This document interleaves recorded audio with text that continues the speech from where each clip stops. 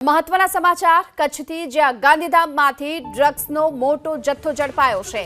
ખારીરોહર નજીક નિર્જન વિસ્તારમાંથી ડ્રગ્સના 13 પેકેટ બિનવારસી હાલતમાં મળી આવ્યા છે। અંદાજિત 130 કરોડનું બિનવારસી કોકેન મળ્યું હોવાનું અનુમાન છે।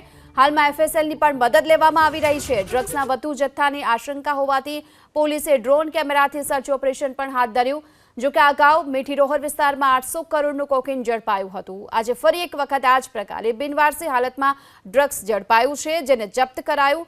જો કે કોઈ શખ્સ ઝડપાયો નથી। આથી વધુ તપાસ પણ કરવામાં આવી રહી છે અને જથ્થો વધુ હોવાની આશંકાને જોતા પોલીસે હાલ ડ્રોનથી પણ સર્ચ ઓપરેશન શરૂ કર્યું છે। ATS, SOG, LCB, Gandhidham B division પોલીસે સંયુક્ત ઓપરેશન હાથ ધર્યું છે। વધુ વિગતો મેળવીએ સંવાદદાતા હર્ષ ઠાકુર આપણી સાથે જોડાઈ ચૂક્યા છે। હર્ષ, ખારીરોહર નજીકથી જે નિર્જન વિસ્તારમાંથી આ ડ્રગ્સ ઝડપાયું છે, શું વિગતો?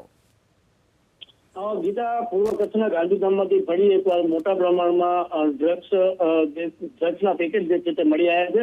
ખાસ કરીને વાત કરીએ અમદાવાદ એટીએસના બાતમીના આધારે પેકેટ જે છે તે ઝડપી પાડવામાં આવ્યા છે। ખાસ વાત કરવામાં આવે છે પૂર્વ કચ્છના ગાંધીધામના ખારીરોહર નજીક નિર્જન વિસ્તારમાંથી 13 ડ્રગ્સના પેકેટ જે છે તે મળી આવ્યા છે।